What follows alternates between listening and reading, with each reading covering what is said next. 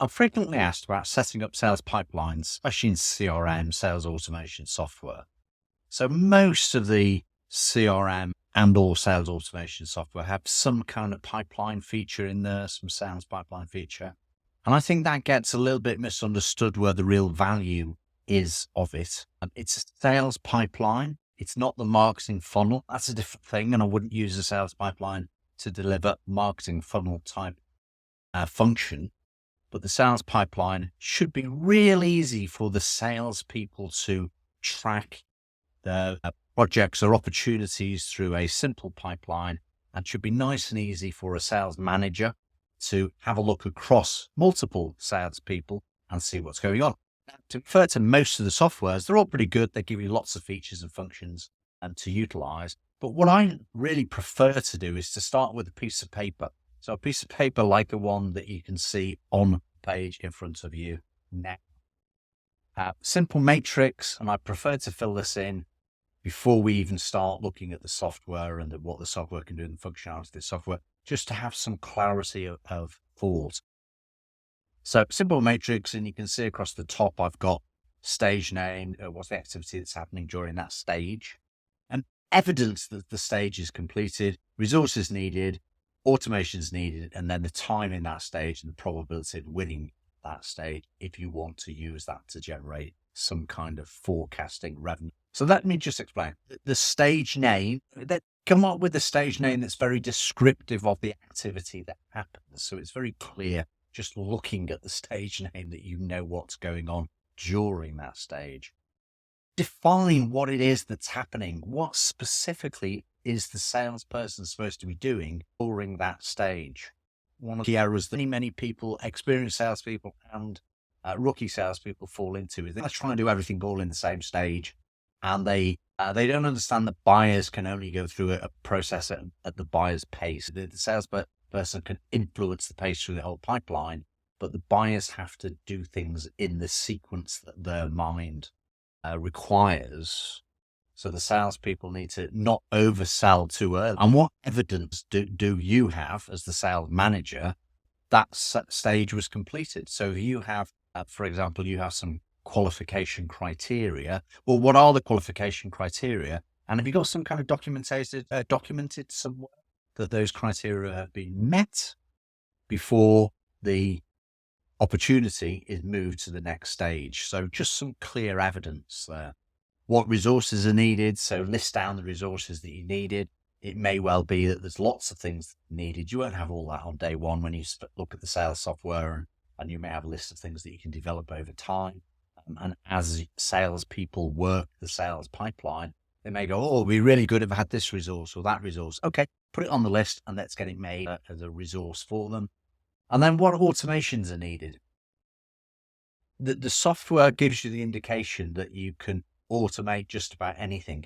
And you probably can. But for me, in the sales pipeline, I don't actually want to automate everything, because there's lots of things that I'm going to say is, let's call it semi-automated. Give you an example. If I have a qualification meeting and I move somebody to say this opportunity or this deal is qualified and I move it to the next stage, I actually don't want the system to automatically send an email to the prospect. I might send a notification internally, that could be automated, but I don't want to send a notification to the prospect. But what I do want to do is to write to the prospect to say, hey, it was great to meet you. This is what we talked about. This is what we said. So I need a template email, because it will be the same email and I've used many times before, but I do want to just change some of the details. So I don't want to have to reinvent the wheel and redo an email from a blank sheet of paper. So I want a template to start with, but I want to fill in the template. When I'm happy with it, then I click send. So I'm like semi-automated. That would be an example of that. Target time in the stage, when we look at the example in a moment, that how long do I expect a client to stay in a particular stage? This is helpful for getting an understanding of how long it takes people to go through a full sales cycle. And then the probability willing, as I say, if there's a financial forecast that you want to do from this, it just gives you the number to roll up the value versus the probability, gives you a pipeline, a total pipeline value if you add them up. lots of sales software tools have that. Let me just explain or give you an illustration here. So this was a service project, a relatively involved service project, a number of people. So a lead comes in. So the lead comes in and they come into the qualify stage. They come into the qualify because me as the salesperson, I need to qualify this. So what actually needs to happen? The rules in the company might be, well, you need to have a one-to-one telephone conversation with this lead. It's no good sending them emails and saying I've qualified them from emails. The job here is to actually qualify the lead.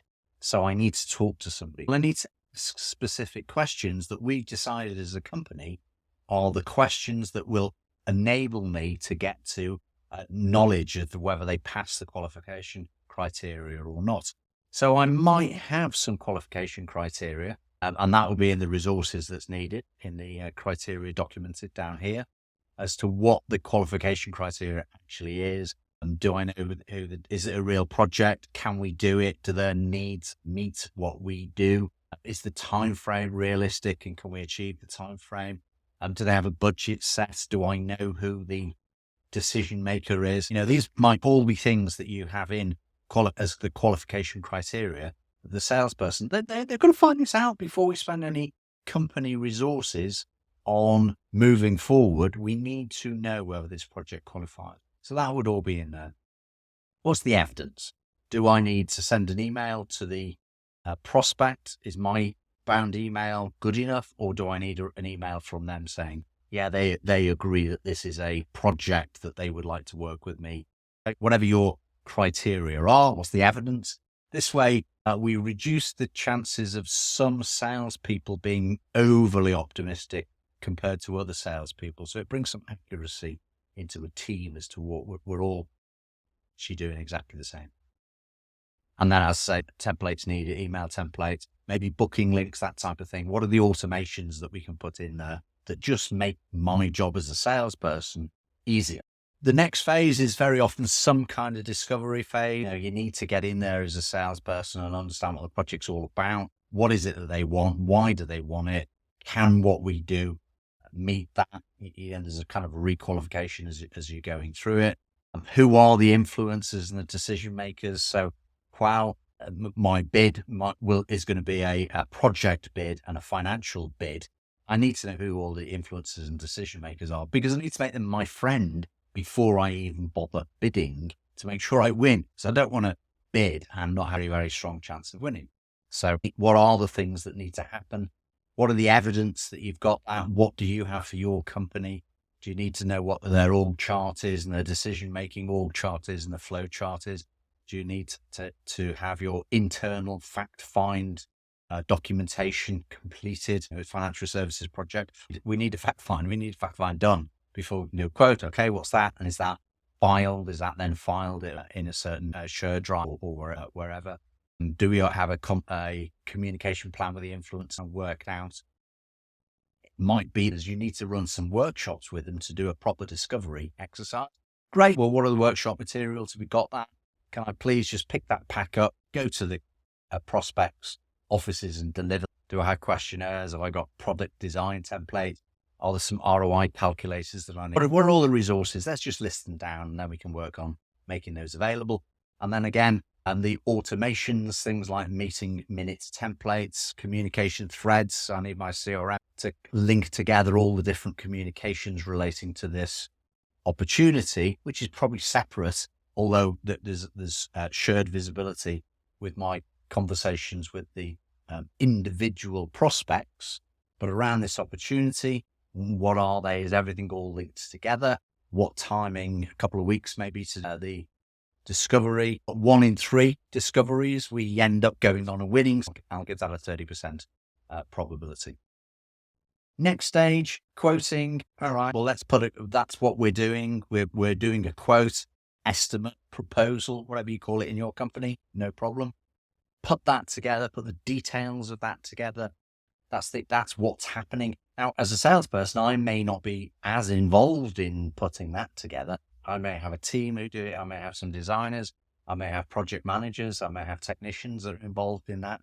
So I'm pulling that together. But the other thing I'm probably going to do is agreeing the diarized follow-up. We're making a quote now, so I'm going to submit the quote by a particular day, and then I need to diarise a meeting with you, Mr. Buyer, after that to get some feedback on the quote. That type of thing, that's what's going on. And then what's the evidence? So it may be that your internal quotes need signing off. They don't leave the building until a director has signed them off. It could be that sort of thing. How are we gathering that evidence? Resources needing, there might be a particular quoting piece of software, financial services or project management software, or some particular tools that we use. We might always want to build in some case studies. We might want to attempt a testimonial library that we can pull from, an image library. We need to get those resources together. And then again, we might need some automation that runs when that quote is finished or during that process, which is to notify people that the quote's gone out the door, perhaps. Final stage on my example would be closing, which is going through whatever the closing protocol was that you agreed with the prospect buyer before you quoted. So you're not just the sales 101. You're not just quoting and then going, oh, well, I wonder what happens next. You've already agreed what happens next before you quote. If they won't do that work with you, I question how well qualified this actually is. But you're following that. That's what's happening. You're communicating with the influencers, and hopefully because it's closing, you have your contracts all ready to get signed because you're going to win it. Clearly, the evidence, if you've won it, is the signed contract, or lost, you've got notification from prospect you've lost. Resources might be contracts, and then there may be other things in there as well, but schedules and that sort of thing. And then automation is probably internal notifications, review requests. Do you issue press releases after you win a piece of business? That type of thing. Clearly, within those 1, 2, 3, 4 steps, most projects, most sales have those 4 steps. You can break it down into more. My recommendation is resist the opportunity to break it down into multiple steps. Resist the opportunity to have moving things around in stages to trigger automations out of your CRM. Just use a different way of doing that. You use some other way of triggering an automation to go out. You keep the stages as short and concise as possible. But if you need more steps than this, then put more steps in. If you fill in that matrix, you can take that and then you go to the CRM opportunity management software, and you know what you're doing. You know what you're setting up. Now, lots of the CRM opportunity management software have all sorts of different funky widgets and do all sorts of funky things. But unless you advance this before you start, it's very easy to get confused and seduced by a different way of doing things. Absolutely leverage the technology, absolutely take advantage. But my recommendation is fill this type of document in first. So as you go into the design phase for the software, you really know what you're talking about. You could also use this document with your sales team. So you should write this down with the sales team. You've got a chance of getting out of the meeting with some kind of agreement. Whereas if you go in with your sales team into all nuts and bolts of CRM, you'll just get lost in the weeds of what it could do and couldn't do, and what's a good idea and what's not a good idea. I wouldn't bring the sales team in to that phase of it. They just need to be trained how to use it. Get this type of document in principle agreed. Everybody knows what they're doing. Everybody knows what's the get that in place. It's to save us time, to make things consistent, and give us visibility of what's going on. Then it's marketing's job to put leads into the top of the sales pipeline. It's sales' job to move people effectively through the pipeline and to turn the opportunities into money. Hope that helps.